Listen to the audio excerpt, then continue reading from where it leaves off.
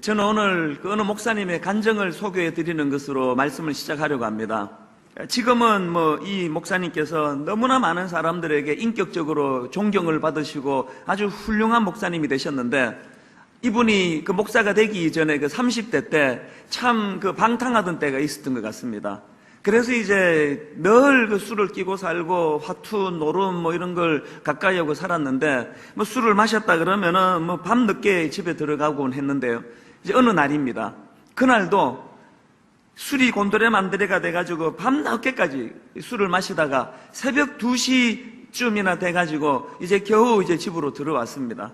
근데 이분에게 참 나쁜 버릇이 뭐냐 하면은, 아무리 집에 늦게 들어와도 꼭 그 자는 아내를 깨워가지고 밥상을 차려오라 그러는데, 주사를 부리는 건지 뭔지 모르지만, 그래가지고는 그 늦은 시간에 이렇게 차려주는 밥상을 이제 먹고는 잠자리에 드는 게 습관이랍니다. 진짜 이게 강 큰 남자 같아요. 그런데 이제 무슨 일인지 그날은 자기 아내를 깨우지를 않은 겁니다. 그리고 안방에 가보니까 그 자기 아내가 이렇게 엎드려 자고 있는 거예요. 왜 엎드려 자겠습니까? 그 침대에 편안하게 자지 못하는 거는 이 남편이 올 때까지 그렇게 기다리고 있다가 자기도 모르게 잠이 든 것 같아요. 그러니까 참 그 모습이 마음이 짠한데, 보니까 머리맡에 성경책이 놓여져 있고, 그리고 이 아내가 팔로 개고 있는데 보니까 그 머리에 눌려 있는데 보니까 그 노트 한 권이 그게 보이더라는 겁니다. 그래서 갑자기 이분이 이게 뭐가 쓰여져 있을까 궁금해서 그 머리를 이렇게 치우고는 노트를 펼쳐드렸습니다. 그랬는데 너무나 가슴 아픈 내용이 거기에 담겨져 목사님이 충격을 받았습니다. 이렇게 적혀 있었습니다. 나는 오늘도 버스를 타고 수유리 너머로 갔다. 시골길을 하염없이 걸으면서 오늘도 어김없이 죽음을 생각했다. 약을 먹고 죽을까? 아니면 손목을 그어서 죽을까? 그러나 그것은 내가 취할 길이 아님을 다시 한번 확인하고 돌아왔다. 나를 살리기 위해 십자가에서 돌아가신 주님께서 주님의 뜻을 위하여 내게 주신 남편이므로 나는 이 남편을 사랑해야만 한다. 나는 사랑할 수 없지만 주님께서 사랑하라 명령하시므로 나는 사랑해야만 한다. 주님 도와주세요. 나의 약함을 주님께서 잘 아시잖아요. 이런 충격적인 그 아내의 일기 같은 그 낙서가 거기에 담겨져 있었는데, 그러고 보니까 그 노트에 여기저기 그 눈물 자국이 이렇게 번져 있는 흔적이 보여지더라는 겁니다. 이 남편이 그날 충격을 받고는 이 노트를 내려놓고는 서재로 들어갔는데 하염없이 눈물이 나고 도저히 잠을 잘 수가 없더라는 겁니다. 이분 표현하기를 심장이 멎는 것 같고 귀에서 커다란 북소리가 들려지는 것 같은 그런 느낌을 자기가 받았다는 겁니다. 그날 밤 참 괴로운 시간을 보냈는데요, 자기 아내가 절망해서 죽음을 생각하고 있던 그 시간에 자기는 율락가를 기웃거리면서 오직 쾌락만을 탐닉하던 그런 모습을 생각하니까 견딜 수가 없는 거예요. 이 남편 같지도 않는 이런 부실한 남편 탓에 얼마나 많은 밤을 이 아내가 밤을 지새우며 눈물을 흘렸을까. 그리고 자살을 생각할 정도로 그 마음이 아프고 찢어졌는데 그걸 모르고 살았던 자기가 너무 한스러워서 많이 울었다는 겁니다. 그리고 그날 밤에 그렇게 많이 운 이유가 또 있는데 자기 어머니가 불쌍해서 울었답니다. 들어보니까 아버지가 일찍 돌아가셨어요. 어머니가 남편 일찍 여의고 어떻게 해서든 이 자식들 잘 키우려고 날마다 교회 가서 새벽마다 하나님 이 아이들 잘 되게 해주세요 울면서 그렇게 기도했는데, 그 기도에 보답하기는커녕 이렇게 초라한 자기 모습을 보면서 어머니가 느꼈던 그 배신감이라고 할까요? 그 절망감이 얼마나 컸을까 생각하니까 그 어머니가 불쌍해서 하염없이 울었다는 겁니다. 그렇게 그날 밤 잠을 이루지 못하고 한참을 울고 있는데 갑자기 등 뒤에서 포근히 자기를 감싸 안아주는 느낌이 들더라는 겁니다.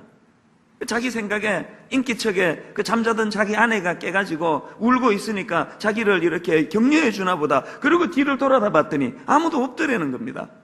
그래서 내가 이게 술 기운에 착각을 했나 보다. 그리고 다시 눈을 감았는데 또다시 누군가가 자기를 포근히 안아주는데 이 포근함이 처음보다 더 강해지더라는 것입니다. 다시 뒤를 돌아봤는데 아무도 없더라는 거예요. 그리고는 세 번째 눈을 감았는데 이분 마음속 깊은 곳에 세미한 음성이 울려 들려지더라는 겁니다. 이런 메시지가 들려졌습니다. 나의 사랑하는 아들아, 나는 너를 한 번도 버린 적이 없단다. 참 뜬금없는 그런 메시지 아닙니까? 깜짝 놀랐는데 그 음성이 이렇게 계속되었습니다. 너가 나를 버리던 그 순간에도 나는 줄곧 너와 함께 있었단다. 앞으로도 나는 영원토록 너와 함께 할 것이다. 나는 너를 사랑하기 때문이다. 이런 신비로운 하나님의 만져주심을 그 밤에 경험을 했는데, 그런데 여러분 중요한 건 그런 일을 경험하고 난 그 다음에 이게 뭐 술기운으로 착각했을 수도 있고 엉뚱한 그 상상력이 동원돼서 그랬을 수도 있는데, 중요한 거는 이런 하나님의 은혜를 경험하고 난 그 다음에 결과예요. 이분 말씀하기를 딱 그 시간 이후로 너무나 끊을 수 없고 너무나 즐기던 술과 담배가 딱 끊어졌는데, 그분 말씀하기를 냄새마저 역겨워지더라는 겁니다. 그리고 뿐만 아니라 손에서 떠나지 않았던 트럼프와 화투를 집어 던져버렸는데 그날 이후로 보기도 싫어졌다는 거예요. 뿐만 아니라 그 시간 이후로 주변에 자기 직장 동료들이나 친구들, 또 자기 아내, 이런 가족들로부터 끊임없이 들려지는 이야기가, 아니 어떻게 사람이 이렇게 갑자기 변할 수 있습니까? 어떻게 이렇게 달라질 수 있습니까? 그런 변화되었다는 이야기를 늘 들으면서 결국은 한 가정의 가장으로서, 그래서 또 가정을 세우고 일터를 세우는 굉장히 성실한 그런 가장이 되었다는 겁니다. 그리고는 그 하나님 은혜에 감격해서 나중에는 이제 신학교에 들어가고 이분이 드디어 목사가 돼서 지금 이런 간증을 하고 있는 겁니다. 이분은 그냥 보통 목사가 아니에요.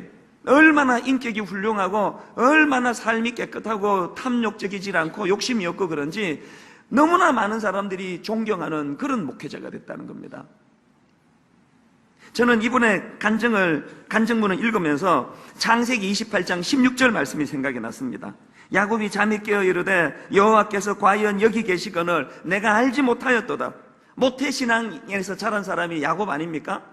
할아버지가 아브라함이에요. 아버지가 이삭이에요. 어릴 때부터 신앙적인 분위기로 이 아이를 양육했지만 야곱은 믿는 사람 같지 않았습니다. 이기적이고 탐욕적이고, 오늘날 많은 예수 믿는 사람이 욕을 얻어먹는 것처럼 세상 사람도 쓰지 않는 비열한 방법을 동원해가지고 자기 목적을 이루려고 발악하던 그런 사람이 야곱이었는데, 문제가 생겨가지고 광야에 돌을 베기하고 누워있는데 그때 하나님이 이를 만나주셨습니다. 야곱을, 그 술 취한 목사님을 만나주셨던 그 하나님께서요. 그래서 그때 야곱이 고백한 게 이거 아닙니까? 여호와께서 과연 여기 계시거늘 내가 알지 못하였도다. 하나님이 야곱을 오래 떠났다가 그날 밤에 처음 찾아온 게 아니에요. 하나님은 그와 늘 함께 했습니다. 하나님이 그 목사님 젊은 시절에 하나님이 그를 떠났다가 그 술 취한 날 그날 밤에 오랜만에 찾아오신 게 아니에요. 하나님은 그 인생에 늘 함께 했습니다. 그런데 내면의 소리가 들리지 않고 세상을 향해 다름질 치다가 보니까 하나님의 그 존재가, 하나님의 사랑이 느껴지지 않았는데, 그날 밤 그 아내의 그 눈물의 일기가 계기가 돼가지고 그가 하나님을 경험하게 된 거예요. 이 계기라는 것이 얼마나 중요합니까? 이런 자각의 순간이 얼마나 중요합니까? 우리는 오늘 여러분 여기에 초청해놓고 얼마나 노심초사했는지 모릅니다. 이 한국의 교회에 대한 이미지가 너무 나빠진 거, 저는 목사로서 마음이 너무 괴롭고 아픕니다.